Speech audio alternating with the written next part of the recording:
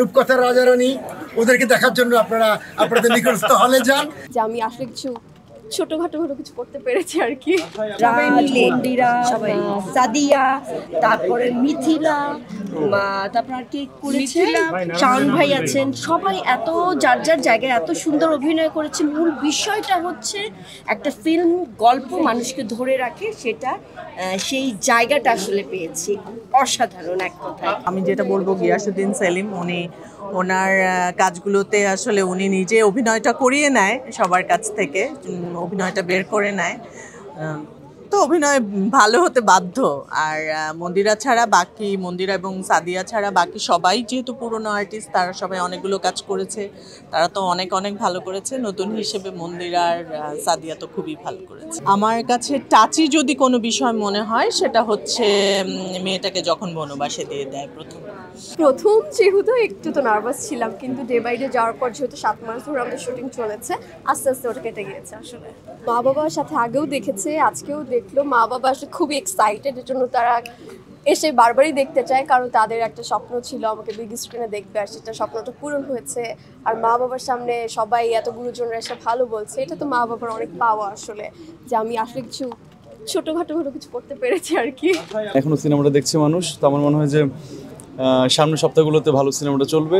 Single স্ক্রিনের সিনেমাটা release হলো মাত্র, কয়েকটা সিনেমা হলে গেল।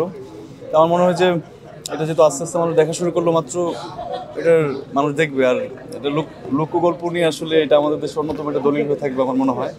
এরকম একটা গল্পে কাজ করা আমার মনে হয় যে কোনো শিল্পীর জন্য একটা বড় পাওয়ার বিষয়। তো আমার মনে হয় যে সেলিম ভাইয়ের সাথে কাজ করা বড় আমি বলে আসছি খুবই আনন্দের, এবং সেই জায়গায় আসলে ময়মনসিংহে গীতিকার এত বড় একটা প্লট নিয়ে সিনেমাতে কাজ করা, সেটা আমার জন্য অনেক বড় ব্যাপার।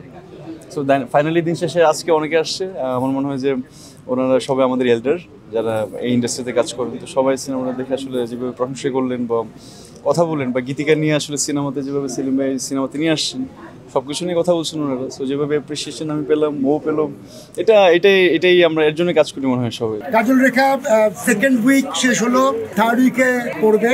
সিঙ্গেল স্ক্রিনে গরমে তাপ প্রবাহের জন্য একটু পরে যাব এরকমই ভাবছি। আর মাল্টিপ্লেক্সগুলোতে সিনেমাটা চলছে এবং যারা দেখছে তারা পছন্দ করছে। তাপদাহের জন্য আমরা আপাতত সিঙ্গেল স্ক্রিন স্থগিত রেখেছি, একটু তাপটা কমলে আমরা সিঙ্গেল স্ক্রিনে যাব। সম্ভবত 3 তারিখে ময়মনসিংহে ছায়াবানীতে এটা রিলিজ হওয়ার কথা, যদি পরিস্থিতি ঠিক থাকে, তাপানুকূল থাকে, তাইলে আমরা ময়মনসিংহে আমরা যাব, সবাই মিলে যাব। এবং ময়মনসিংহের গীতিকা যেহেতু ময়মনসিংহে, আমরা সবাই মিলে স্পেশালি রিলিজের দিন আমরা থাকবো ময়মনসিংহে। সেখানে ভিন্ন কোনো আয়োজন থাকবে কিনা? আমরা একটু আয়োজন করব, ওখানকার ময়মনসিংহের সুধী সমাজের সাথে আমরা একটু ইন্টারাকশন করবো, কথাবার্তা বলবো। এই সিনেমাটা খুবই গুরুত্বপূর্ণ, আর যে অঞ্চলের সিনেমা বেসিক্যালি, তো আমার মনে হয় যে আমাদের নিজ দায়িত্ব ওখানে যাওয়া উচিত এবং সবার সাথে সিনেমাটা আনন্দ ভাগাভাগি করা উচিত।